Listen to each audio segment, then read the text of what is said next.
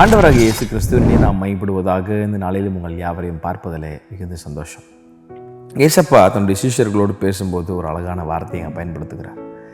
யோவான் சுவிசேஷ புஸ்தகம் 14ஆம் அதிகாரத்தினுடைய 21ஆம் வசனத்தை கவனித்து பார்ப்பீர்களானால், என் கற்பனைகளை பெற்றுக்கொண்டு அவைகளை கை கொள்ளுகிறவனே என்னிடத்தில் அன்பாய் இருக்கிறான். என்னிடத்தில் அன்பாய் இருக்கிறவன் என் பிதாவுக்கு அன்பாய் இருப்பான். நானும் அவனில் அன்பாயிருந்து அவனுக்கு என்னை வெளிப்படுத்துவேன் என்றார். ஆண்டவர் ரொம்ப ஃப்ராங்காக ஒரு க்ளீனாக ஒரு வார்த்தையை சொல்கிறார். இயேசு கிறிஸ்துவை போல் ரொம்ப சிம்பிளிஃபை பண்ணி பிரசங்கம் பண்ணுகிற ஆட்கள் யாருமே கிடையாது.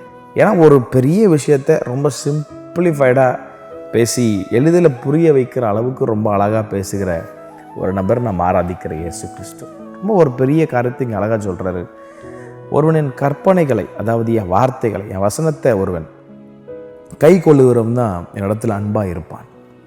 ஆப்போசிட்டாக அதை நம்ம பார்க்கும்போது அவருடைய வசனத்தை கை கொள்ளாதவன் அவரிடத்தில் அன்பாக இருக்க முடியாது என்ற ஒரு காரியத்தை அழகாக சொல்லிக் கொடுக்குறார். இப்போ இந்த காலை வேளையில் நம்ம ஒரு நல்ல கிறிஸ்தவர்களாக இருக்கலாம், நல்ல ஒரு வாழ்க்கை வாழ்ந்துட்டுருக்கலாம்.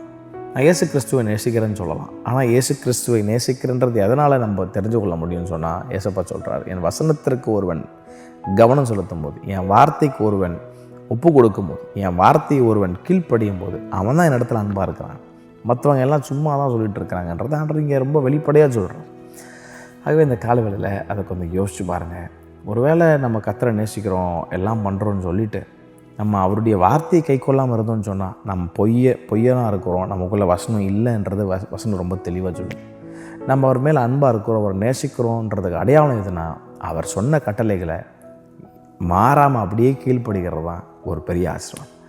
ஆகவே அவரை நேசிக்கிறேன்னு சொல்லிட்டு அவர் சொன்ன வார்த்தையை கடைபிடிக்காமல் போயிட போகிறோம்.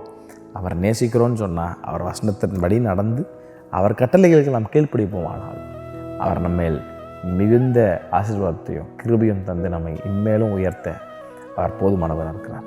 இதை கொஞ்சம் யோசிங்க. யோசிச்சா கர்த்தர் நிச்சயம் உதவி செய்வார். கர்த்தர் தாமே உங்களை அவரை ஆசீர்வதிப்பாராக. ஆமென்.